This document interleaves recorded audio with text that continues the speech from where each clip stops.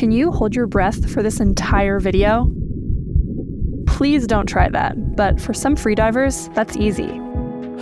In case you don't know, freediving is a form of underwater diving that requires divers to hold their breaths for an insane amount of time, without any sort of scuba gear. Some freedivers reach depths of 120 meters or more on just one breath. So, are these people crazy? Are they superhumans? The most important question is this: how the heck do they stay underwater for so long without passing out, or being crushed by the water pressure, or totally freaking out? I'm glad you asked. Take a deep breath, and let's get into it. Freediving used to be a necessity for humans, for fishing, harvesting natural resources, and even for military operations back in the day. But in modern times, it's an epic sport that requires insane physical and mental toughness. And, of course, lungs of steel. Seriously, the guy who holds the world record for the deepest dive has to have superhuman lungs. His name is Alexei Molchanov, and he dove 130 meters with one breath while wearing a monofin. That's 426 feet. His record-breaking dive took him 39 stories underwater, and the Russian diver had to hold his breath for almost 5 minutes. So how did he manage to do this and live to tell the tale? Let's take a look. Alexei started on the surface, clearing his mind, calming his nerves, and filling every last corner of his lungs with that sweet, sweet oxygen. Then it was time to get going. After diving under, he pushed himself deeper and deeper with powerful dolphin kicks. That monofin really came in handy. Soon after starting his dive, he had to start equalizing the pressure in his ears. If he didn't do this, there was a pretty good chance he'd end up with a ruptured eardrum and nosebleeds, which would have resulted in a pretty painful dive. Around 65 feet deep, Alexei's body was no longer quite as buoyant as it is closer to the surface, and he took full advantage of that. He tucked his hands into his sides and started a free fall. At this point, his lungs were 1/3 of the size they would be on land, all because of the water pressure. We're talking crushing pressure.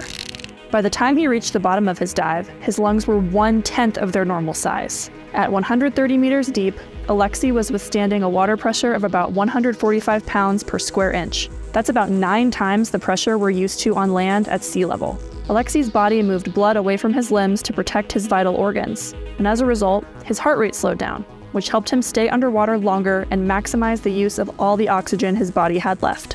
Thankfully, he didn't have to endure the pressure of the deep for long.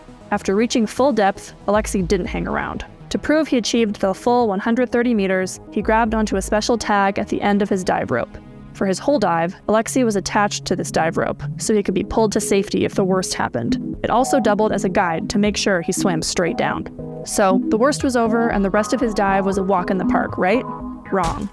The long journey back to the surface was the most dangerous part of this dive. As the clock kept running, Alexei could have experienced a host of life-threatening issues, from depressurization sickness, to lung barotrauma, to a loss of motor control, to a full-on blackout. But because he's a pro, he remained cool, calm, and collected all the way back to the surface. To make a dive official, the diver must show the OK sign and present their depth tag within 20 seconds of breaking the surface. If they can't do it, their dive doesn't count. And of course, Alexei crushed it, setting a new world record for the constant weight apnea category. To many, he's the king of the deep. Researchers think that he inhales about 2 gallons of air before he dives. Like I said, this dude has lungs of steel. But of course, he wasn't born with this insane ability to swim down deep and hold his breath for long periods of time. The best freedivers in the world, Alexei included, have perfected the arts of breath control and mindfulness, which allow them to dive deep and stay relaxed while underwater. They learn to take advantage of the mammalian dive reflex, which kicks in as soon as we put our faces in the water. The body redirects blood to the vital organs, the heart rate slows down by up to 25%, and the spleen releases a bunch of new red blood cells to increase the oxygen capacity of the blood. So, what does freediving training actually look like? Contrary to popular belief, it's not all deep water dives all the time. Some divers train static apnea in a pool. That just means they float face down on the surface of the water and hold their breaths for timed intervals. They may also work on streamlined kicking in a pool, doing laps back and forth while holding their breaths, with or without fins. Divers also practice equalizing their ears at regular intervals to prevent painful eardrum ruptures from deep water pressure. And if they wear an eye mask, they also have to make sure to equalize that, or they risk a bunch of burst capillaries in their eyes.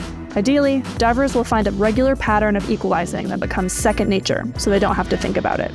As divers go deeper, the nitrogen concentration in their blood increases, which can result in nitrogen narcosis. Basically, the diver will seem drunk.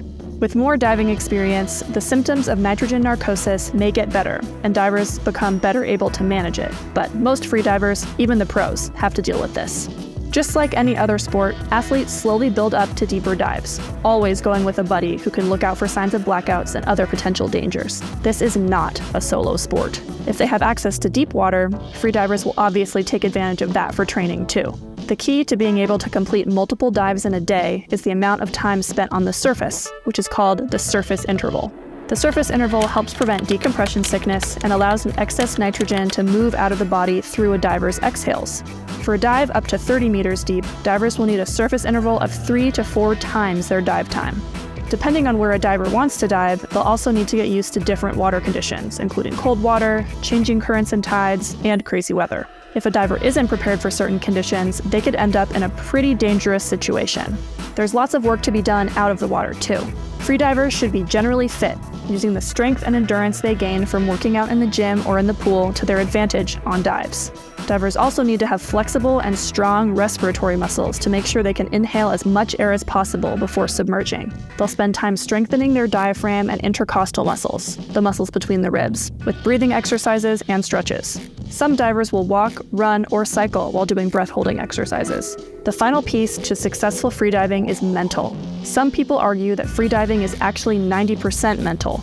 The best divers are very in tune with their bodies and can dive deep without panicking. Divers learn how to relax, push past those initial signals to breathe, and train their brains to not sound alarm bells after only a few seconds underwater. Visualizing every part of an upcoming dive can be helpful to overcome anxiety and prepare the mind for what's to come.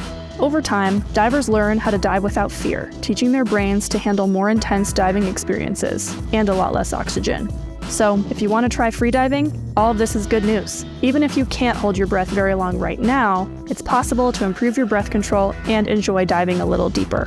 Yep, there are a bunch of different kinds of freediving. Most competitions are done in oceans or lakes, but plenty of people freedive just for fun in pools too. Constant weight freediving is considered to be the purest form of competitive freediving. This is the type that Alexei Molchanov did for that 130-meter world record. Athletes can wear fins to help propel themselves down and power themselves back up to the surface, following a guideline. Or they can go without fins. They can only touch the guideline once to stop their descent and start their ascent back to the surface. The weight part just means that the weight the diver chooses to wear or not wear during their dive must remain the same for the whole dive. In some other freediving disciplines, divers will use a weight to help them reach full depth and then ditch the weight on their way back up. And in free immersion freediving, the diver wears no fins, pulling on a rope to propel themselves down and to help themselves back up. There are a ton of other types of freediving, including pool-only competitions and even static apnea. The world record for that is almost 12 minutes, by the way. Possibly the craziest and most dangerous freediving discipline, though, is no-limit apnea. Divers can use any method they choose to reach full depth and come back to the surface. So that means divers will use weights to sink down and some sort of inflatable vest or bag to bring themselves back to the surface. The world record for no limit is a whopping 253 meters, or 831 feet. Very few divers do this type of freediving, and it's generally considered to be super dangerous. Beyond competition, many freedivers are also photographers and videographers. I guess they take do it for the gram really far. But those photos are sick, so they can keep doing what they're doing. Some people use their newfound breath control to play underwater hockey, go spearfishing, or do synchronized swimming. Whether you're going as deep as possible or just want to dip below the surface, it takes discipline and a little craziness to be a good freediver. And though it might seem like an extreme sport, nearly anyone can get into freediving with the right mindset and training. If you want to learn more about how to hold your breath longer, check out our video, How to Improve Breath Control for Swimming. You just might be able to swim a 50 without breathing.